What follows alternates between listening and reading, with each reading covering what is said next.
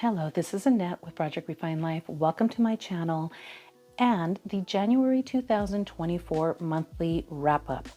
Januaries are always a little weird for me. I feel like I'm still trying to wrap up Christmas and then still trying to push into this new year and this new energy. And when you are teaching at gyms and just in the fitness industry in general, people come in with this new year, new me kind of a thing, and then by the end of January, they kind of fall off for some reason because Decembers are always crazy. And I don't know, I went into it and I was a bit overwhelmed and maybe kind of a bit sad because one of the classes that I've been teaching for 5.5 years, I knew something had to go from my schedule. It was just too much.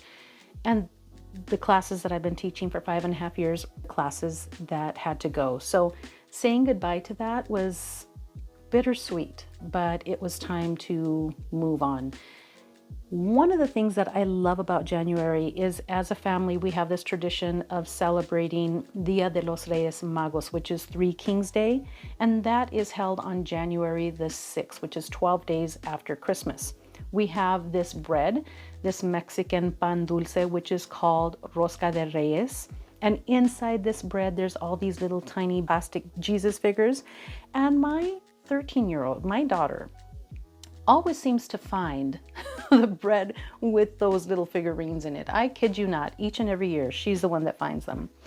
Another highlight of January was that my friend Jill over at Feather Moon Healing opened up a healing space within a new yoga studio here in Gilbert, Arizona, and it's called the Zen Den. It's a cooperative yoga space where a bunch of healers are coming together and offering classes, and everything's a little bit different. So they have some new moon ceremonies, there's Kundalini yoga, there's some other types of yoga being taught there. Anywho, into the journal, because if you're curious about the new decks and books, look at my previous video. I'll put it in the link, and that talks about the 3 decks that I got in January, plus all of the books that were sent to me by Drea Bloom. What a blessing. So many books, and that was just craziness. All right, so new year, new journal, right? So this is my new journal, and as you can see, this right here is January, so it's a little chunky already. I am hoping that I'll be able to get through March in this journal. It was questionable for a little bit as to whether I was going to continue journaling the way that I have been the last few months, or if I was going to ease off. And I'm not setting anything in stone. Some days it's a little bit more, some days it's a little bit less, and I just have to go with that. So, you know, I just have to be okay with what's going on in the moment. I cannot put my finger on something and say, this is the way it's going to be. I can't put myself through that. I can't do it. So anyhow, this is my journal for, I'm hoping the first few months of 2024. I found this from Fantasia Crystals. It's a local crystal shop. They're located in Phoenix, and I just love this because everything's set on Arizona time, which is so cool. Even though it states Arizona time, but there's no actual time on here, but it gets at least the dates right. And then I found this, and I can't remember who it's from. If I can find it, I will put the link because I really like this. This is the way that I like to work with these new, I shouldn't say new, but within the zodiac system. Because for me, it's about teaching yoga and tying into those energetic feelings and thoughts and emotions that get set within the body to move through the new moons and the full moons using the energy of that specific sign. So this thing is awesome. It tells you exactly. So like, we just went through Aquarius new moon. So it tells you right here, ankles, lower legs, circulatory system. Fantastic. That's what I need. And this is just so cool. Anyhow, I thought it was important to put this in. I'm going to include this in all of my journals from now on because I really like this. It's really easy for me to reference when we're going through a moon cycle. This is my New Year intention setting. And then my word of the year for this year is bloom for 2024. And I found this, I just go online and I find art and I print it and put it in my journal. Maybe I change it a little bit, maybe I color it a bit, but I am not an artist, so I'm not even gonna do that. I always try to include this in my journal. This picture I absolutely love. And this is the 4 directions. And this gets a little bit further into the deities that represent the 4 directions. And then this is some of my, I don't want to say goal setting, but some of what I'm looking forward to in 2024. And I'm just flipping the page because it's kind of private there. Anywho, this particular spread I found from littledarkness.com. I love all of her decks, but I loved that it wasn't like a here ahead spread, but instead she called it Mirror Visions spread. And I really loved the simplicity of it and the questions. So I went ahead and answered that. I used the Inner Light Tarot, and then this right here is the Wild and Sacred Feminine deck, one of my favorite Oracle decks. I absolutely adore this deck. It just meets the mark for me on so many levels. But anyhow, I love that even the colors kind of mixed in together. It was kind of cool. Card of the year is 8 for strength, and I pulled this from the Animal Woman tarot deck and did a little reading on that, my Cacao invocation for January. And I talked about the decks acquired in the last video, decks and book haul, so go ahead and take a look at that. And then the tools used, I'm just talking about the tarot decks that I used here. I haven't included crystals or oils, but I might be including that and get a little bit further into how I'm utilizing these crystals and these oils and the things that I'm putting together. So you tell me, would you like to see that? Because if you would, I can include that, because I'm not really writing that down. And I'm finding, like, why am I not writing those down? I'm still trying to fine tune the whole journaling process. This was my deity of the month, and usually I was writing out everything here, but this year, I thought that in my journal, I really just wanted to do more of a collage of the images and just do little keywords within the journal just to kind of set that energy for the month within my journal. I thought that was a kind of a neat thing to do, because I usually always have the card present here on my desk or down in my my main altar. But I just thought this was kind of neat. This is the calendar for the Mayan cosmology or astrology. I like to always keep this within my journal.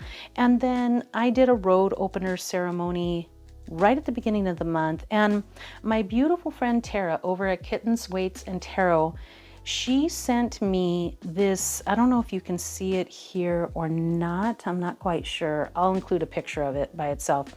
But she made a tea, and now she's making these personalized teas where she's tapping into your energy and making a tea for you, a handmade tea, that matches your energy or what you need. So she sent me this tea for Christmas, and I just thought it was lovely. And it was supposed to be for the new year, but I could not bear to drink the tea. But instead, what I'm doing with this tea, since it has my essence, and it was such a heartwarming gift. I really loved it. I have put it on my little offering tray that I have at my main altar. So I just thought that that was really, really special. So that was to start the year.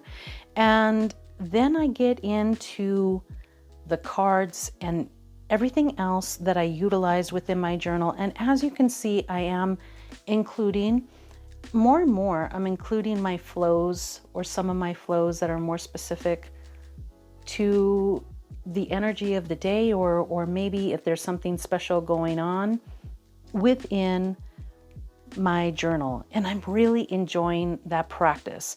Now, I started out with the Poesis. Why can't I say that deck right? I don't know why, but I really wanted to work with this deck. So I found a few great pairings for it. I'll show you these two in just a bit, and I really love the way those work. This is the Brady Tarot, and then this is the Be With Your Body Tarot.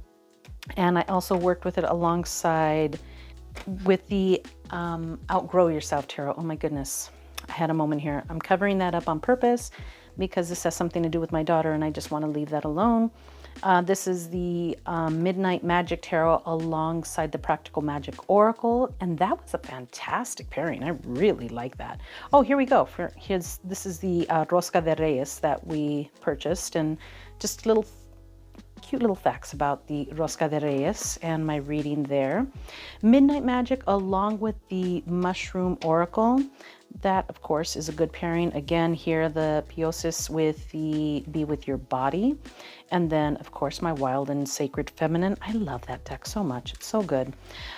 Here we are in a new moon. So why don't we just start...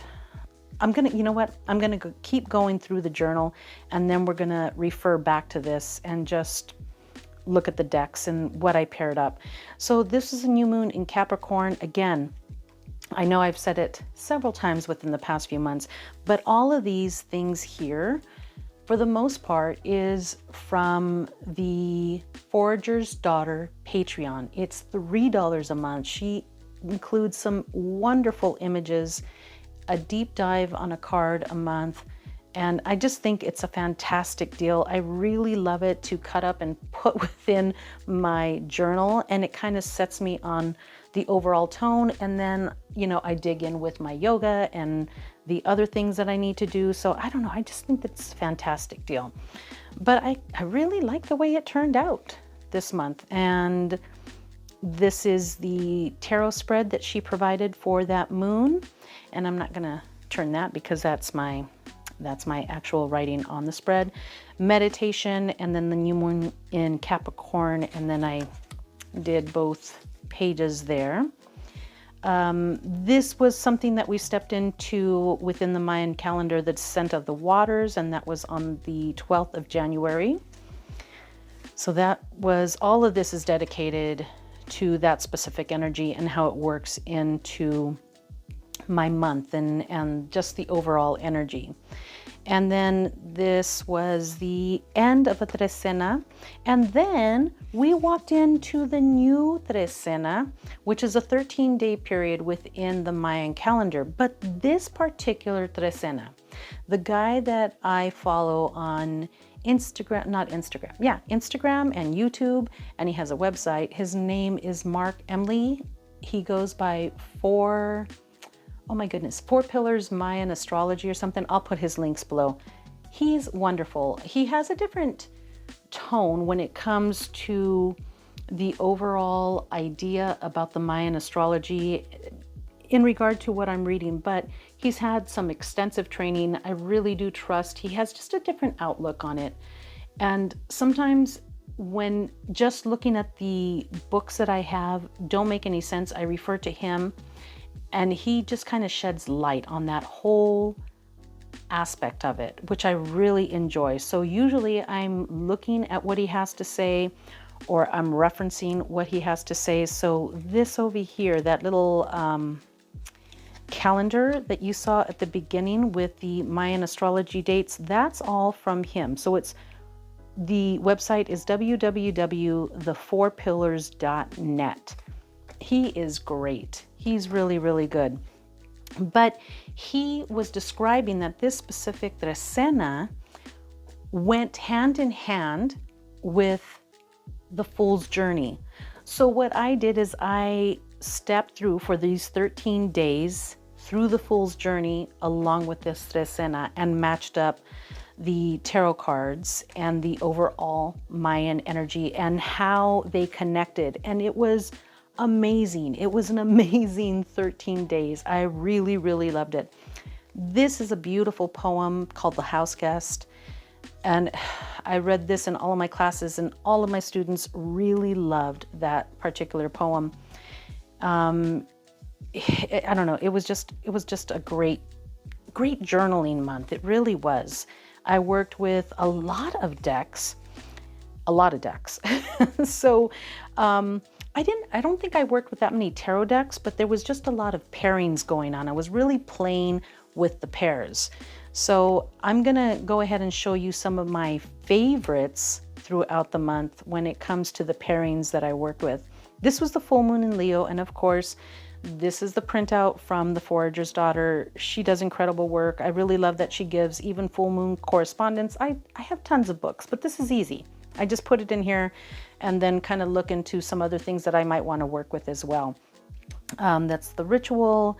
And then this is the spread, and I worked with just the Outgrow Yourself. I did not work with an oracle deck for this one, and I don't know what it was. It was just a little different. At this time of the month, I was having a really hard time focusing, and all I could do really was be in my yoga. So the yoga took a really big part of the month. I was really within my practice, and I just felt really, really good coming back to that basis. It was really, really good. And then we lead to the end of the month, and that is it. That's within my journal. So now I'm going to push this off to the side. Okay, guys, I brought the camera in a little bit closer, and I wanted to start sharing with you some of my favorite pairings from the month of January.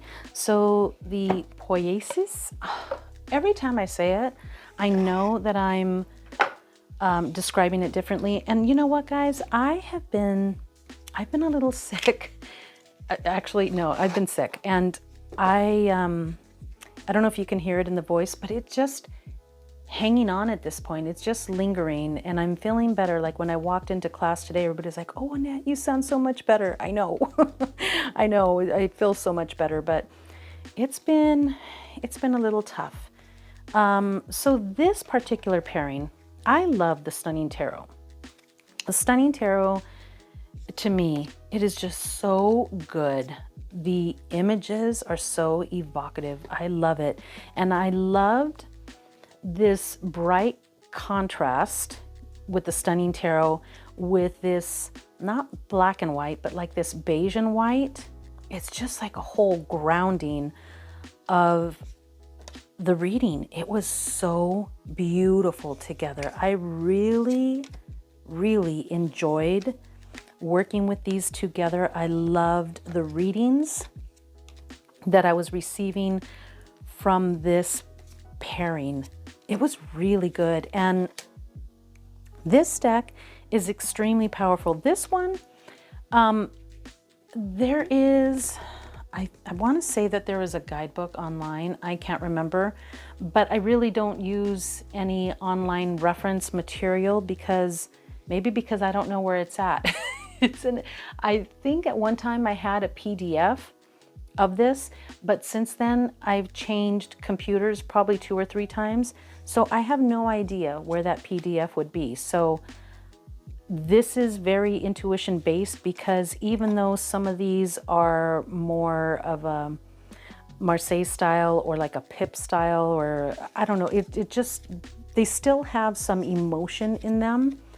So I'm able to really utilize the images to tie in to what's going on, plus my basic Rider-Waite-Smith. Now, I don't know if that's the way it's supposed to be read, but that's the way I read it. I love how emotional this deck is. And to me, this is a very witchy deck. It's a very like in charge of your emotions, in charge of, or maybe not in charge, but completely feeling your emotions. I love that about this deck. Like, it is not afraid to be present in what it's experiencing at the moment, where a lot of us withdraw. I think that's a big problem, is that we try to withdraw from what we're experiencing in the moment. And this combination just kind of set a scene for something very, very different than just being withdrawn. The next combination that I really liked with the Poesis, see, every single time I'm saying it different. Just get used to it, guys, because it's not going to change. You can go ahead and spell it out for me with the correct pronunciation, but I can probably guarantee you that the next time that you see me and I talk about this deck, I'll probably say it wrong again. That's just the way it is. I worked with this alongside the Brady Tarot. I did like it, but not as much as I loved this and the Stunning Tarot, because this deck right here has a certain amount of wildness in it, like this emotion, see, like this, like, look at her head's in the lantern. She is the illuminating source of this. Like, she's lighting everything up. I just love this. And then you have this right here. See, look at this. Follow your passion, illuminate, and then opulence is a state of mind. Isn't that beautiful? I loved this combination. This worked so well. And I don't know, there was something very wilding about this particular combination, which Outgrow Yourself is an amazing deck all on its own, but paired up with this, it really was fantastic. So for the new moon in Capricorn, this particular energy of this moon really made me seek out this deck, where this is one of the decks that I really have had a hard time connecting with. The images are absolutely beautiful. The cardstock is wonderful. The book is good. I'm not going to say it's great, but it's good. The box is fantastic. It's beautiful. It is beautiful, but I had a really hard time connecting with that deck. So I will bring it out from time to time and try it. But for the new moon in Capricorn, I thought, you know what? I'm going to pull this deck out rather, because it feels like to me that this might match that specific energy. Because for me, even though I have not got along with this deck, and sometimes it's still like, even working with it then. So now if you can see this, you see the faces here. This is some of what bugs me about this deck. These faces are blurry. You see all those blurry faces? That's fine if the whole deck was like that, but the whole deck is not like that. You see this? You see how clear his face is? You see how clear their face is? Like, there's some that are like uncomfortably clear within this deck. That's not the one. This is the one. Queen of Wands. I don't know why, but there's something about this one. I guess because some of the cards, some of the faces, maybe because the idea that maybe their blurry faces makes those people not relevant within the card reading. I don't know what the deal is, but it has made me uncomfortable. Yet, with all of that, how I didn't get along with this deck continues to stay within my collection. I still have not had the absolute, yes, it needs to go type of a thing. And so I used it for the new moon in Capricorn because I just thought it kind of matched the overall energy of that specific moon cycle. This stubbornness of like, no, I won't go. There's something we need to work out. And just that overall Capricorn energy that I felt like this is the deck I need to work with. I worked with it alongside the Supra Oracle. This is one of my all-time most beautiful decks. I think it's just a gorgeous, gorgeous deck. I love the art that is included in this, and it needed something very specific. It needed something beautiful because it is a beautiful deck. It's just a little hard for me sometimes. I need to get past some of these images. Even the length of her torso here, or the torso. I think this is a man, actually. I don't know if it's a man or a woman. I don't know if it's a he, she, they. I'm not quite sure. But the length of the torso, it kind of bothers me. I don't know what it is about this deck that kind of gets me in a bit of a tizzy where I'm not so picky with other decks, but this one, I don't know what it is, but I can't let it go because it is gorgeous. See, like this one, the Strength card. Absolutely stunning. It is beautiful, but yeah, it has a little bit of that stubborn energy where it's like, you just gotta figure it out. You need to work with me a little bit. then we'll talk about things. So yeah, that's my story with the Baroque Tarot and the new moon in Capricorn. Remembering the Sweet Fool. Oh my goodness, this deck is amazing. I love this deck. It is so beautiful. It is so versatile. It really does match a lot of different types of energies. I put it up against several different types of oracles, and it held its place, and its own energy was able to shine through no matter what I paired it up with. It was pretty amazing. I paired it up with the Death Doula, and I have to tell you that it was just wonderful. It worked out so well. As you can see, like, I'm just gonna place these. It's gonna be a little bit messy, but as you can see, maybe it's the photography, I don't know. It was just a really great reading that I received from these two. And let me just flip my calendar here, or my journal here, because I want to show you how versatile this deck is. I'm not joking. It was pretty darn amazing to me. Another one of my, excuse me, I'm leaning over and almost falling to get to this deck. Another one of my all-time favorites is the Energy Archeology deck. And these two, oh my goodness, look at these. Look at these together. They were absolutely stunning. And remembering the Sweet Fool, it's kind of, how would I put it? It's kind of one of these decks that is in the crown. It's in the crown, and it's above. And this, with the Energy Archeology, just kind of tied it down and grounded it a little bit and made you kind of find these differences of energy when working with the two. So it was really, really a good combination. Let me find another one of my beautiful pairings for this deck, because I really want to highlight this for you guys, because it was just really, really good.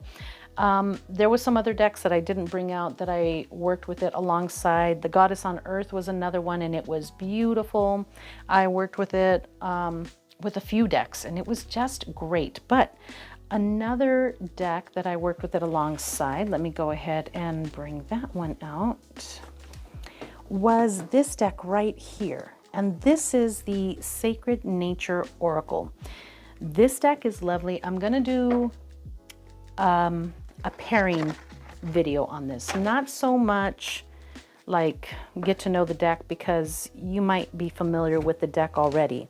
And I'm gonna pick these up and make these a little bit different. And this is more of a talky video than I usually do, but I'm kind of in the mood for it right now, guys. So here we go. I talked a little bit about this deck. I can't remember what video it was, but I was saying how versatile the deck is. I put it up against the Remembering the Sweet Fool, and it was such a beautiful, heartwarming, loving read. This is a timeless type of read, something you could come back to again and again. To me, this pairing right here is not something to grow out of. It is a continuous evolution of your spiritual practice to work with these two decks together, which was amazing to me. Just simply amazing. I really, really loved these two together, like mad hard love. Really love it. As I mentioned earlier, for the full moon in Leo, I wanted something fiery but heartfelt, because the full moon in Leo really carries that type of energy. So I worked with the Outgrow Yourself Tarot on its own, nothing else. I just used the tarot, which is very not me. I only do that with certain decks. And this particular energy that I was feeling from all of that, and the yoga poses that I was working with and the meditations, really felt like I needed to just be within this singular type of energy and not put anything else into the mix. So it is interesting as I'm kind of learning more and more about the energy of the zodiacs and astrology, how it's kind of shifting my thoughts and ideas when it comes to working with decks and how I'm working with decks. So it's a continual learning process, which is fantastic because that is what this is all about for me. This pairing, oh my goodness, you guys, this is a Circle of Doors tarot. And I think you've heard me mention already that for me, this was probably the best purchase. I hate to say the best, but this deck to me is just a total 5 out of 5 for 2023. This one, I believe it came in 2023. And then Remembering the Sweet Fool is another one. These two amazing, amazing decks. But I was able to get this off of Make Playing Cards before Sasha Lopez pulled this off. This is When Olga Speaks. And these two, I really love. I really love the way that they speak with one another. It is so good. When Olga Speaks is not a shy deck. It's not a silent deck. It's not a quiet deck. It is a push from your mama. It's a push from your tia. It's a push from your nana. Seriously, it is an amazing, beautiful, loud but loving deck that's very guided, that's very energetic. And then the Circle of Doors is just all kinds of lovely in all kinds of ways. But I love that these images just kind of flow together with one another, even though this is very much set within a present type of aspect. You can still feel this drawback to another time within the Circle of Doors. And then When Olga Speaks is very pressed into the time zone of like the 70s, the 60s and the 70s. But there's just something about, even though this is a colorful deck, it's still very grounding. So it just kind of gives these two like this beautiful push of energy. And see this right here, this Ancestral Protection. This is one of my favorite cards within the deck. There's a few that really stand out to me. This is one of them. I really love that. And it is like this guided hand. So I really believe that Sasha, like your grandmother, was speaking loud and clear throughout this deck. And I really love her voice. I think she was a very strong woman just based on how you've portrayed her energy within this deck.